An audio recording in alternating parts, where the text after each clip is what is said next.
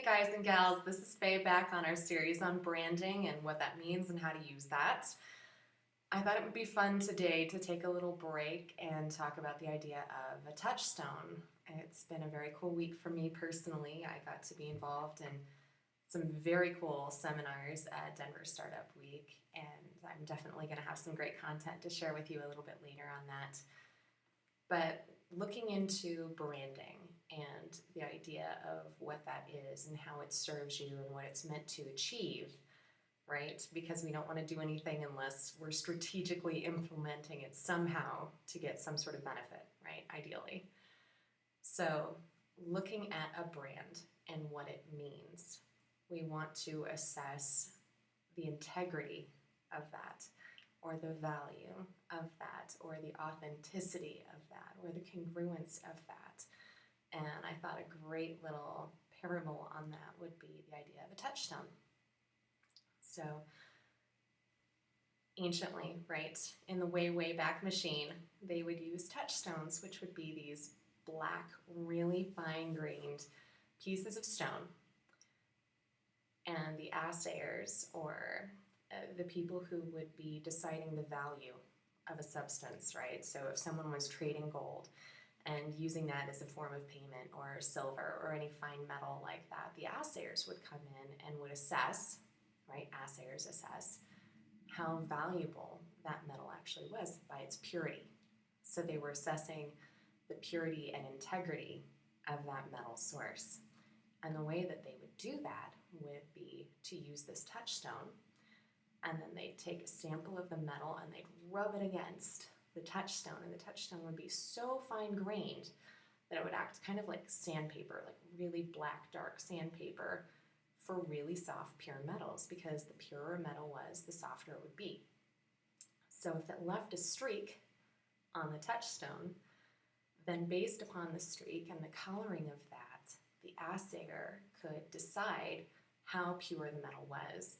And then they could go a couple of steps further and even do some chemical testing on that by using some nitrates and using some acids to see what kind of chemical activity would happen on that streak to decide how pure it was. So 24 karat gold, no activity, very pure, right? It's just solid.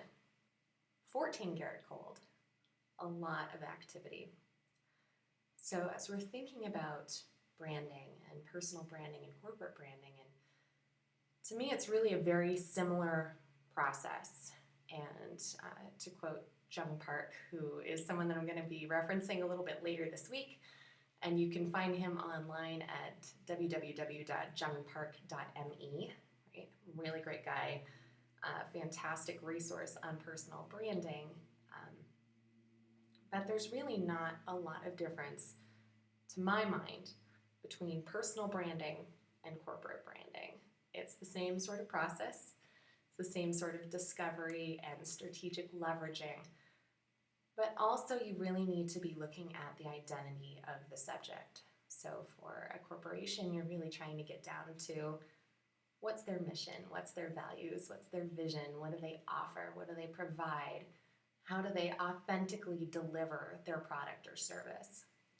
For an individual, this is a much more introspective, very personal process in which you might need some subjective assayers in your life to act as a touchstone for you and tell you how much you are in congruence with this idea that you have of yourself. And it's something that we've been talking about a little bit in this series, actually a lot of it, because it's really important. A lot more important than I think I can emphasize or stress for you guys is really this idea of being congruent, of being authentic, and of being, moderately transparent in terms of who you are and what you are, whether it's as a corporation or whether that's as an individual. So have your friends and family come in, have them give you some feedback, right? You want some real brass tacks, kind of honest conversations to be having about, is this person that I think I am actually the person, product, service that I deliver? So when the assayers come out and they bring out the touchstone, am I going to be that 24 karat gold based upon my brand promise or the ideas that I present and then I sell myself based on? Or am I going to be that 14 karat gold where we're going to see some disparity and where we're going to be seeing a lot more action happening, and not in a good way, but the kind of action that happens when there's a gap? So part of that idea of really digging deep for a corporate brand or for a personal brand is closing those gaps and building a very solid foundation that then we can keep growing off of. So I'll keep talking with you guys a little bit more about this because I know branding is a huge concept, and next we'll be talking a little bit about how branding is actually different from marketing. So you guys have a great day, and I will talk with you soon.